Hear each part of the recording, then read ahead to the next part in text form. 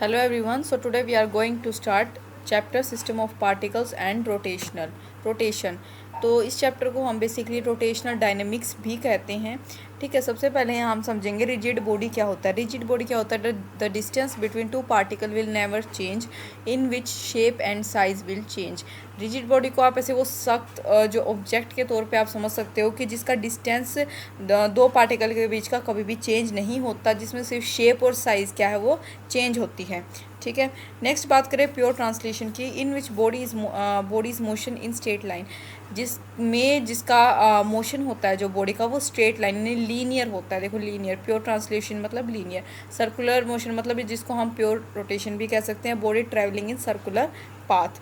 ठीक है, नेक्स्ट बात करें CTAR कटार, जिसको हम कहेंगे कंबाइंड ट्रांसलेशन एंड रोटेशनल, मतलब जिसके साथ मतलब ये आगे भी मूव करे और रोटेशन भी करे। ठीक है, लीनियर भी और सर्कुलर मोशन भी दोनों साथ साथ हो।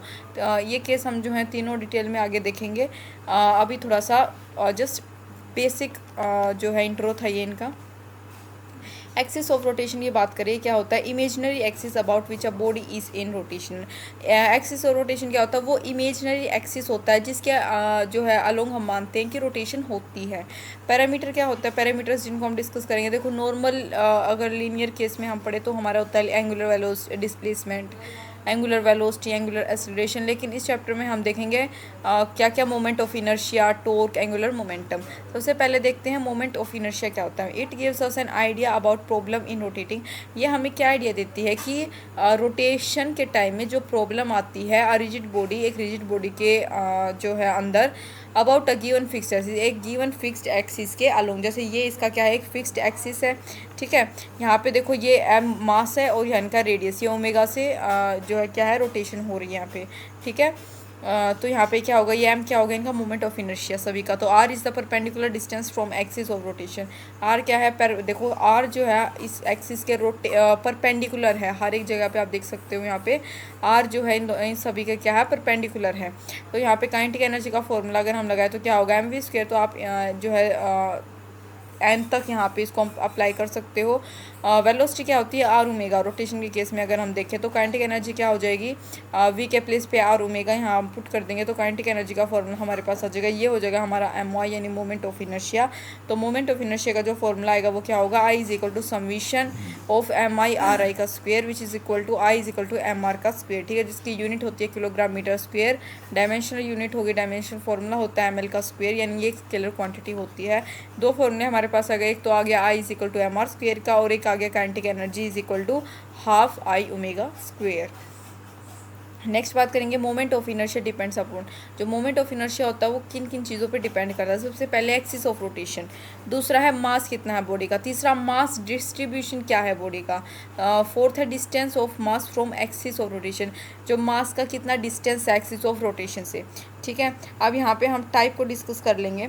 सबसे पहले हमारे पास ये है, ठीक है, ये एम और ये दूसरा एम। ठीक है, ये इनर्शिया यहाँ पे इसके अब जो है परपेंडिकुलर अगर हम ड्रॉ करें तो ये क्या हो गया? I1 इनर्शिया 1, ये इसके परपेंडिकुलर I2 दूसरा इनर्शिया। ठीक है, मतलब इस टाइप के न्यूमेरिकल्स पूछे जाते हैं। तो ये क्या होगा हमारा M से यहाँ M तक ये A, इसका डिस्टेंस ये A, इसका डिस्टेंस। ठीक है, फिर यहाँ पे इसके जो है बीच में डिस्टेंस होगा A/2। ठीक है, यहाँ पे अगर ये 60 है, 60 डिग्री जो है इनके बीच का एंगल है। ठीक है, तो ये हमारा क्या होगा? A sin 60।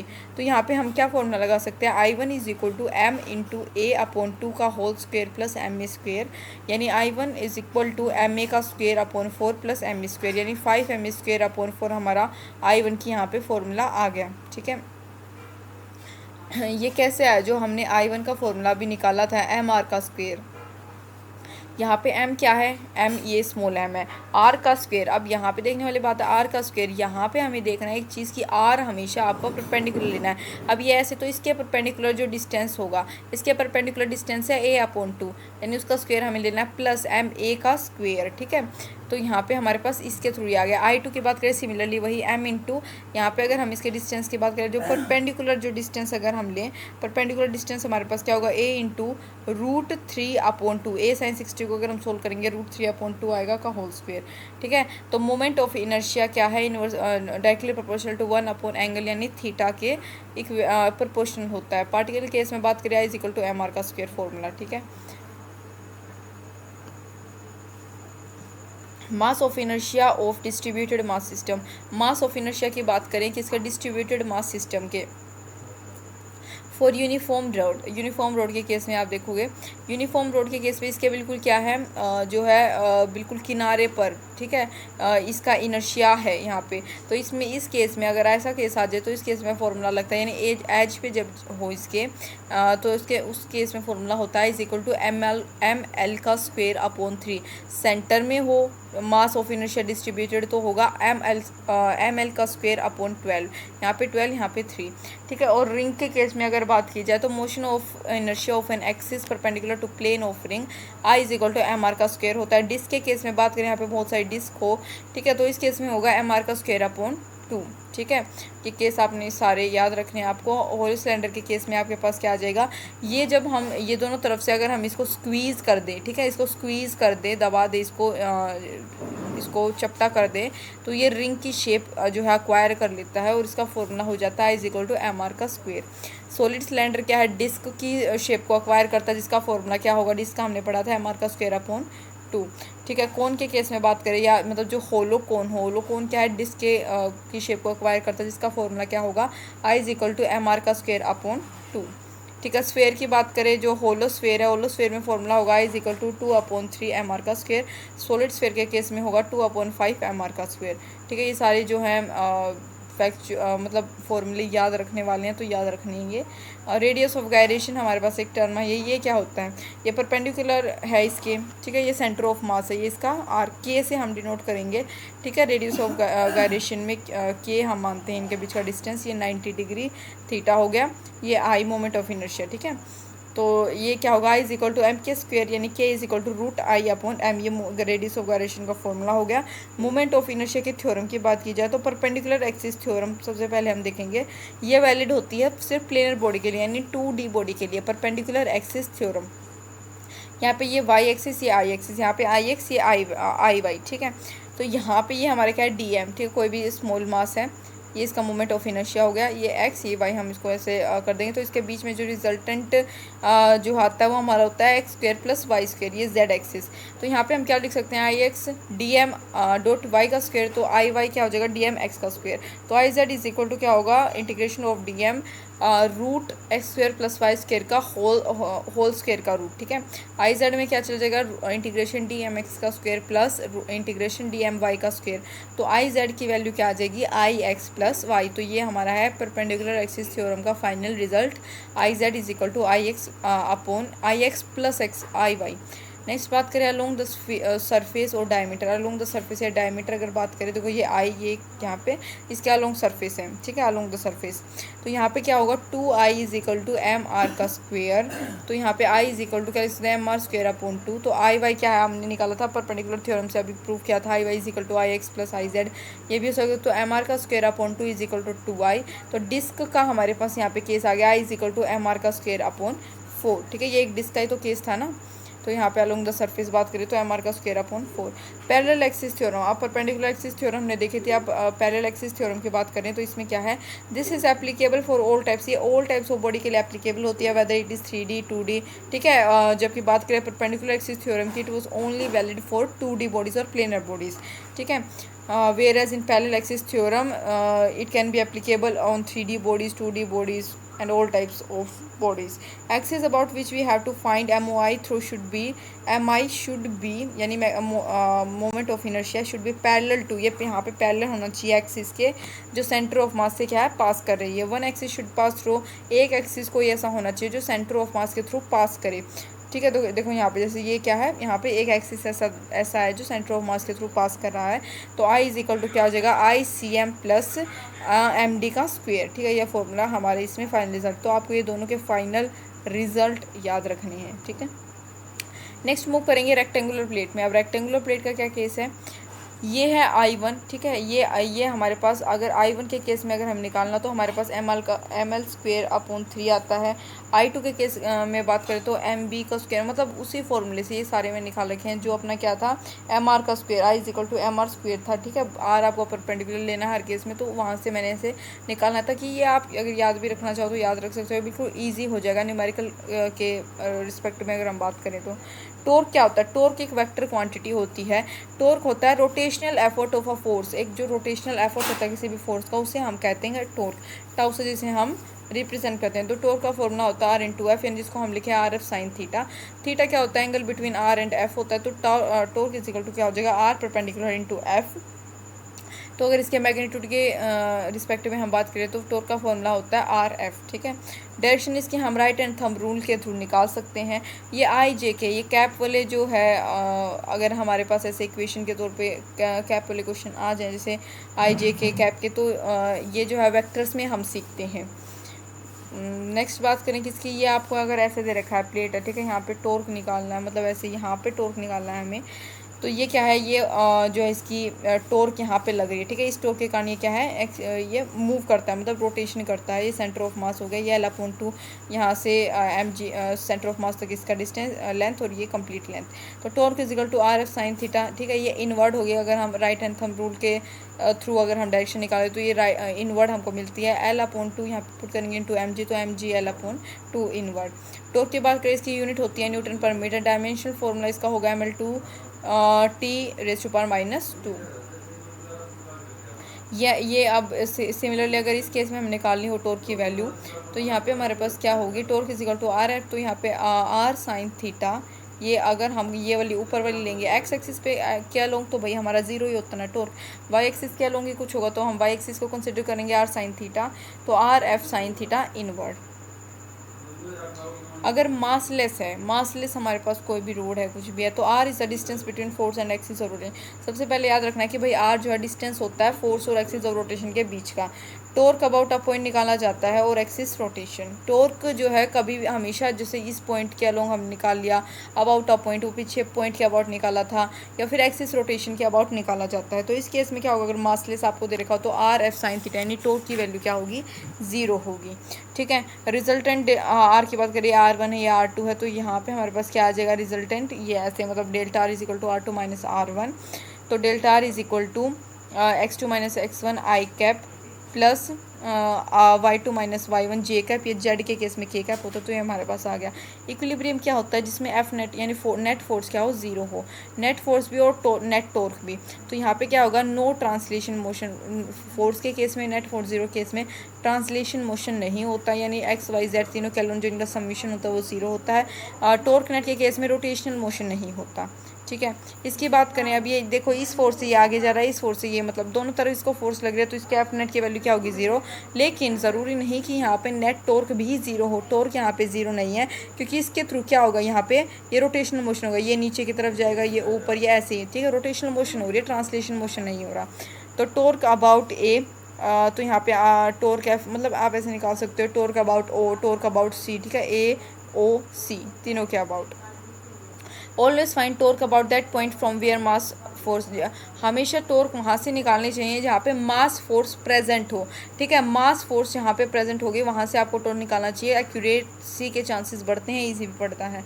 नेक्स्ट बात करें torque and alpha relationship. Torque और अल्फा रिलेशन की बात करें तो नेट फोर्स क्या होती है, is equal to D P upon D T, second law के अकॉर्डिंग। तो यहाँ पे हम क्या लिख सकते हैं, net force is equal to M A, linear acceleration के केस में।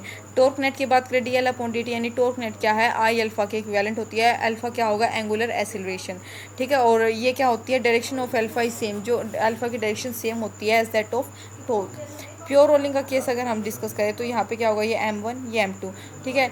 ये इसके वेट के कारण ये जो है नीचे की तरफ आ रहा है, ये ऊपर की साइड जा रही है, इसकी टेंशन लग रही है इस साइड। टेंशन हमेशा अवे द ऑब्जेक्ट लगते हैं, मतलब दूर ऑब्जेक्ट से फार लगती है। तो T2 minus T1 is equal to F A is equal to क्या आ गया, यानी एसिलेशन हमारे पास क्या आ गया, आर अल्फा। एसिलेशन का फॉर्मूला आपको याद रखना है, net force upon translation motion plus translational motion plus rotational motion, ठीक है।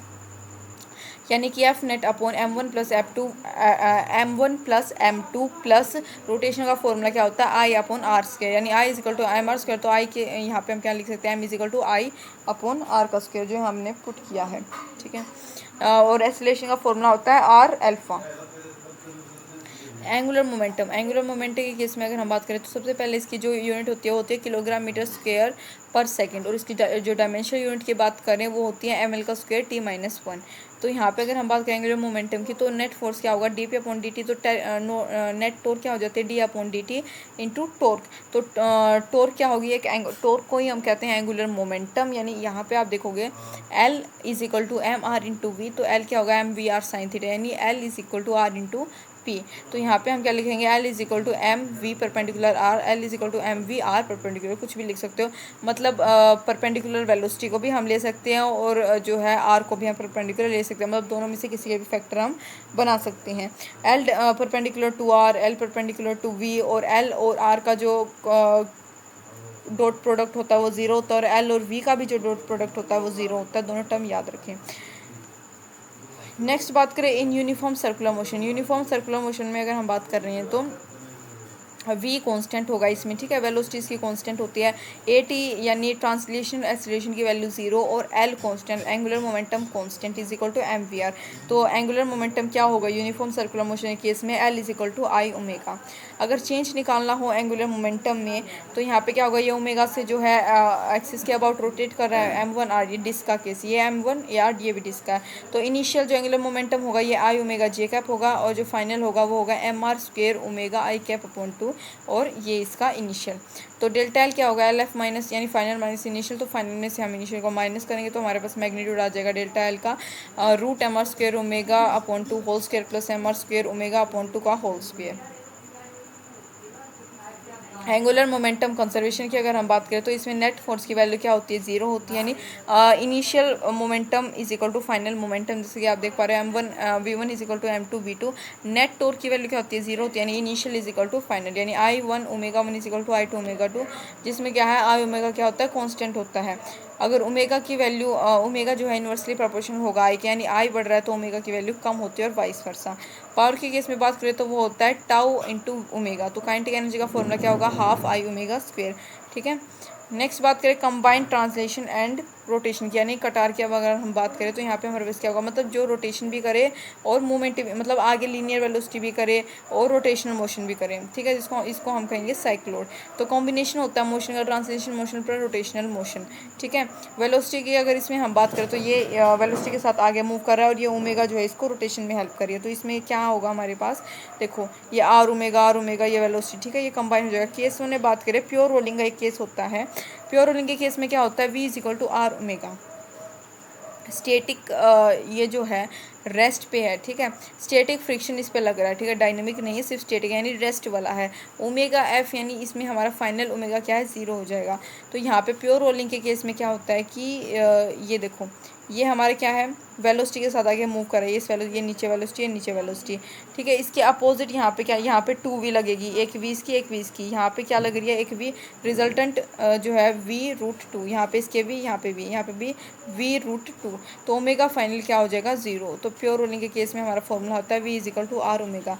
स्काइडिंग के केस में बात करें कि बहुत बार हमने देखा कि जो है स्काइडिंग हो जाती है, तो उस केस में क्या होता है वेलोसिटी की वैल्यू आर ओमेगा से ज़्यादा होती है, ठीक है। केस 3 होता है स्लीपिंग, जैसे कि हमारे व्हीकल्स वगैरह स्लीप हो जाते हैं जो है रोड वगैरह पे, तो उसमें हमारी आर ओमेगा की वैल्यू ज़्यादा होती है वेलोसिटी के रिस्पेक्ट में। एक्सीलरेशन की बात कीजिए तो एक्सीलरेशन का फॉर्मूला होता है आर ओमेगा, जो हम देख चुके हैं पीछे। ये एक्सीलरेशन ये अल्फा से मूव करा तो ओमेगा नहीं, A is equal to R alpha, ठीक है।